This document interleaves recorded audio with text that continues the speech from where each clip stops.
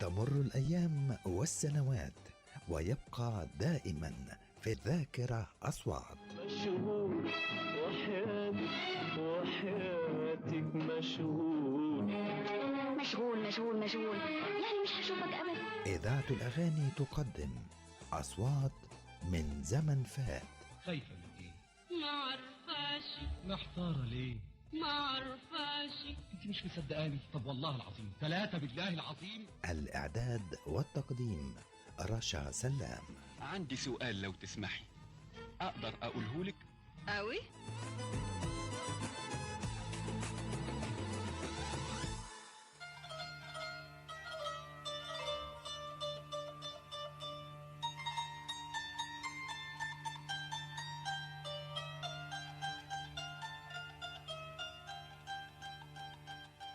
يعد فارس الأغنية المصرية والعربية ومن جيل عمالقة الغناء العربي، لقبوه بصوت النيل والمغنوات.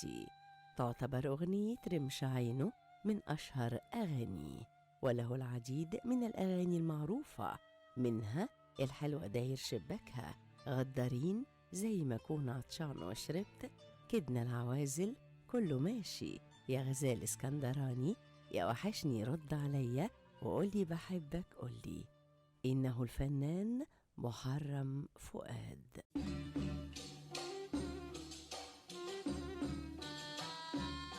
هو كل الفنان ما بيبدأ صغير في السن، يعني كل ما بيتعب لأنه بيتعلم حاجات كتيرة، والحاجات دي بتكلفه وقت وبتكلفه سهر وضنا. هو التقاليد في حياتنا كانت، يعني في حياتي أنا طبعا كانت صعبة. يعني والدي الله يرحمه وانا صغير كان يضربني لما يعرف ان انا غنيت، واخواتي برضو بعد وفاة والدي. كان كل شيء صعب، كان في سدود كتيرة جدا، كان صعب ان انا اغني، اوصل للاذاعة صعب جدا، ان انا اتعلم صعب جدا.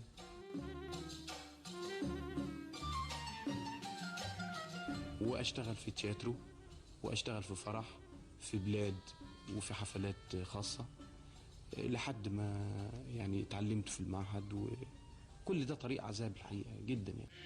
أشوفك يا غايب علي، وحشاني عيونك وفراق على عيني، يا مطول ليلي في بعدك على برك رسيني، يا مطول ليلي في بعدك على برك رسيني، عطشان والنظرة الواحدة في عيونك ترويني. ترجع أصول أسرة الفنان محرم فؤاد إلى سوهاج. كان والده مهندساً بهيئة السكك الحديدية، وكان لمحرم 9 أشقاء هو أصغرهم جميعاً. وقد بدأت موهبة محرم الغنائية تظهر وهو في سن 4 من عمره. انتقلت أسرته من حي بولاق إلى حي شبرا، ثم التحق بمدرسة السبتية الابتدائية. وحول مرحلة الطفولة يحدثنا نجله الفنان ورجل الأعمال طارق محرم فؤاد.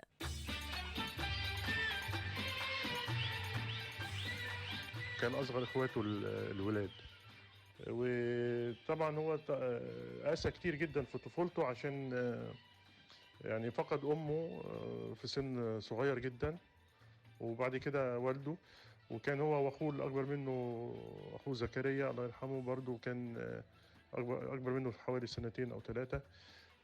راحوا عاشوا عند اخوهم الكبير عبد الفتاح لفتره معينه، وبعد كده طبعا ما قدروش يكملوا الاسباب، يعني عارفه حضرتك يعني زوجة اخوهم وكده، فلقوا نفسهم هما الاثنين ولسه صغيرين. راحوا أجروا أوضة في عمارة كده فوق سطوح أو كده، فطبعا تعذب كتير وهو صغير. اشتغل حاجات كتيرة جدا. هو كان في الأول طبعا في المدرسة، واكتشفوا إن صوته حلو جدا في المدرسة، حتى غنى قدام الملك فاروق وهو لسه صغير، كان عنده حوالي يمكن 4 سنين أو 6 سنين. وبالنسبة للبيت طبعا كان ممنوع، مفيش يعني جدي الله يرحمه المهندس حسين كان مهندس سكك الحديد في مصر، وكان متزمت يعني، وحتى كان أخوه الكبير جاب مرة عود في البيت وجدي كسره يعني ما كانش ممنوع الفن ده، ما كانش مسموح به يعني.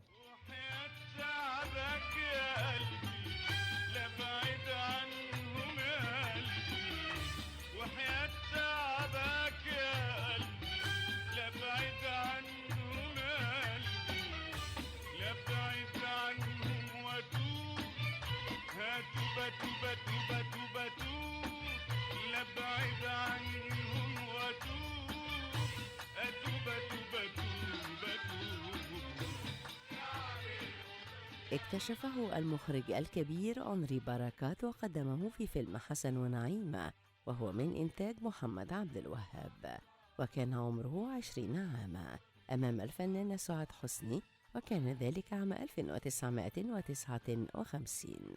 ارتبط عمل محرم بالسينما بتغيير اسمه من محرم حسين إلى محرم فؤاد، بناء على رغبة عبد الوهاب الذي كان يريد تغيير الاسم كاملاً، إلا أن محرم أصر على تغيير الاسم الثاني فقط. كان المخرج بركات بيدور على دور حسن، ما كانش يلاقي حد يقوم بالدور ده، كان عايزين وجوه جديدة وصغيرة طبعا في السن، فطبعا كان الاختيار على طبعا سعاد حسني الله يرحمها. وأول ما شاف مخرج بركات شاف بابا طبعا قعد يتنطط على الارض ويقول ده هو ده حسن، هو ده حسن، واتعمل الفيلم حسن ونعيمة. ده كان اول فيلم له. اول ما اتقابلوا اول مره في المكتب استاذ عبد الوهاب وبابا عرضوا عليه الفيلم وقرا السيناريو وكده وقال لهم انا فكان المفروض عايزين يعملوا 4 أغاني للفيلم، والدي قال لهم أنا شايف إنه ممكن أغنيتين تكفي عشان القصة، يعني ما تستحملش أكتر من غنوتين في الفيلم، ويكون المؤلف مرسي جميل عزيز والملحن الموجي. فطبعا عبد الوهاب يعني قام وساب لهم القعدة وزعل. فطبعا هنا بابا طلع من المكتب، هو على الاسانسير جري وراه طبعا بركات، قال له انت مجنون ازاي تقول للاستاذ عبد الوهاب انك عايز الموجي يلحن لك وبدل ما تقول له هو يلحن لك وكده. قال له يا استاذ بركات انا فار وعبد الوهاب ده هرم، لو لحن لي أو في أول طريق مين يلحن لي بعديه؟ غصب عني مش بخاطري للجميل سلمت أمري، مين يا ناس يحكم ما بين قلبي وبينه؟ رمش عينه اللي جرحني، رمش عينه. وعن محرم فؤاد الإنسان يقول طارق محرم فؤاد.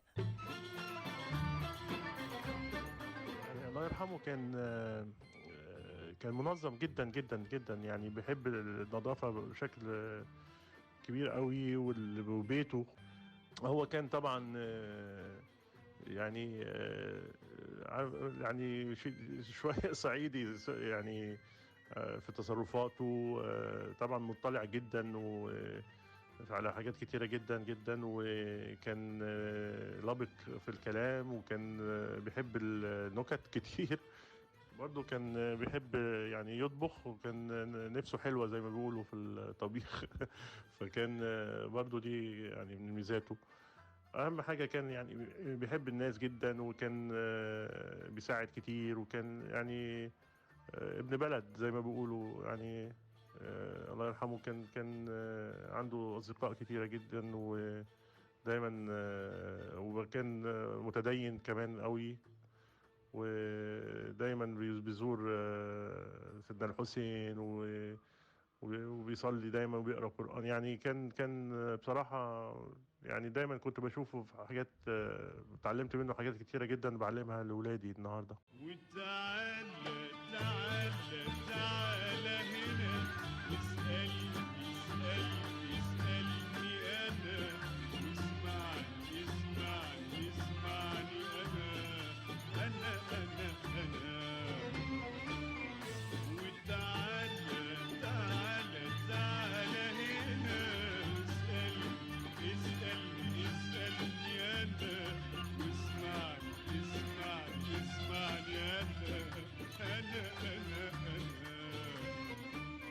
أعاد الفنان محرم فؤاد اكتشاف أغنية بلادي بلادي للراحل سيد درويش، وقام بغنائها في العديد من حفلاته عام 1968، إلى أن اختارها الرئيس الراحل محمد أنور السادات لتصبح النشيد الوطني المصري.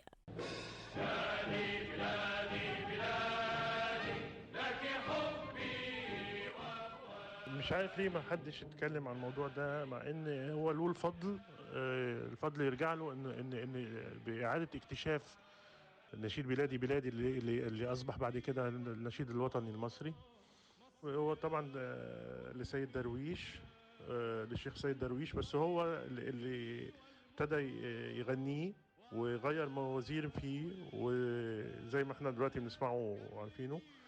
وكان يغنيه في كل حفلاته، حتى في النكسة وبعد النكسة. طبعا أيام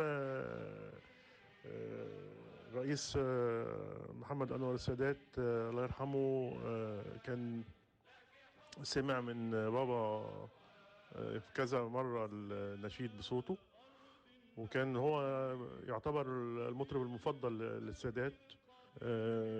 فالسادات بعد كده اختارها ان هي اختار النشيد اللي يكون هو النشيد الوطني. فتكلم طبعا العميد اكيد استاذ محمد عبد الوهاب انه يحضر الموضوع، فحتى طلبوا النوت من بابا وفعلا سجلوه بصوت جماعي وتسجل وبقى النشيد الوطني. مصر أنت أغلى ضرة فوق جبين الدهر غرة، يا بلادي عيشي حرة واسلمي رغم الأعادي. حصل الفنان محرم فؤاد على العديد من الجوائز والتكريمات، أهمها وسام الاستقلال من العاهل الأردني الملك حسين عام 65، وعلى شهادة تقدير من الملك الحسن الثاني ملك المغرب عام 1969، وغيرها من الجوائز والتكريمات. عديت بحر الليالي ونزلت 100 مدينة، لقيت الشوق لبلدي سابقني في كل مينا. هو فعلا زي ما بيقولوا العرق يمد السابع جد، مش كده؟ يعني احنا وارثين طبعا عن بابا موضوع الفن ده في دمنا كلنا، يعني ان كان في غنى او ان كان في تمثيل. يعني عندي حتى ابني رامي مخرج برضه بيمثل في بلجيكا، بس انا طبعا ما كملتش عشان انا ما لقيتش نفسي بصراحه في المجال ده. يعني انا ما حبيتش المجال ككل، عشان وانا كان عندي شغلي قبل وبعد يعني. بس طبعا انا درست مزيكا ودخلت معهد الموسيقى في مصر، بس طبعا انا كان عندي اعمالي بره برضو وشغلي. انما تمينو ابني الكبير، تمينو امير، من هو وصغير برضو لقيت فيه حس الفني ده، وكان دايما بيحب يلعب جيتار وبيلعب كل الآلات، يعني حتى بيانو وجيتار وكده. وهو لوحده كان بيحب دايما طبعا يسمع أغاني جده وأغنية وأغاني عربي كمان كتيرة جدا وكده. وبعدين لقيته أول ما خلص المدرسة بيقول لي عايز يدرس مزيكا. يعني عمل أول ألبوم ونجح جدا جدا، والحمد لله ناجح جدا، وعنده جمهوره في أوروبا وفي أمريكا دلوقتي وحتى في الوطن العربي. وإن شاء الله نعمل له حفلة في مصر قريب إن شاء الله. يا بلدي سلامات يا حضني بلدي، سلامات سلامات يا بلدي، سلامات يا حضني بلدي، سلامات يا أهل بلدي، يا حبايب سلامات، يا حبايب سلامات، يا حبايب سلامات.